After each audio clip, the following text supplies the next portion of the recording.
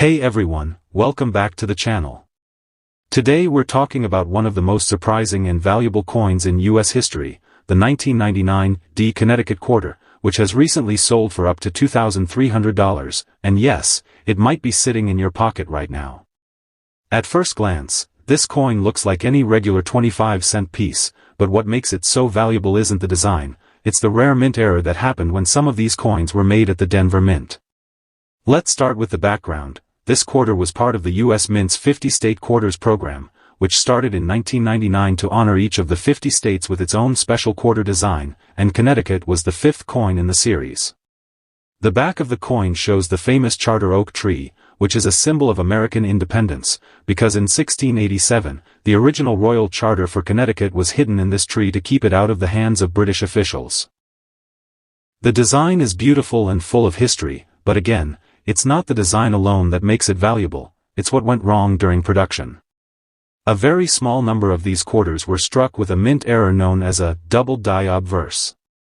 This means that during the minting process, the front side of the coin, where you see George Washington's face, was pressed twice by the die, but the two impressions didn't line up exactly, creating a shadow-like or doubled image, especially on the words "Liberty" and "In God We Trust." This type of mistake is rare and happened only on a small batch of the 1999 Connecticut quarters, which is why collectors are willing to pay big money for them. Now, how can you tell if you have one of these error coins? It's simple, but you'll need to look closely. First, flip the coin over to George Washington's side and look carefully at the lettering. Use a magnifying glass if you can. If the letters look blurry or doubled, especially around "Liberty" and the date, you might be holding a rare double die obverse coin. These errors are not always obvious, so take your time examining each detail. If you think you've found one, the next step is to get it authenticated and graded by a professional coin grading company like PCGS or NGC, because a certified grade increases the value and trust among collectors. Coins in excellent condition, especially those that are graded MS-65 or higher, have sold for anywhere between $500 and $2,300 depending on the visibility of the error and the coin's overall condition. Some people have even sold theirs at online auctions like eBay or heritage auctions, making thousands from a single quarter they found in pocket change. It's important to know that not every 1999 Connecticut quarter has this error. Millions were made, but only a small number were affected by the doubling mistake, which is what makes them ultra-rare and valuable today. These kinds of rare coins are a great example of why it's always smart to check your spare change.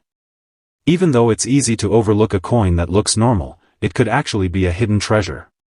And the Connecticut quarter isn't the only one with valuable errors. Other 1999 quarters, like Delaware and Georgia, also have their own unique mistakes that can fetch high prices, but today we're keeping the spotlight on the 1999 Connecticut coin, which holds the top spot for being one of the most expensive and ultra-rare state quarters.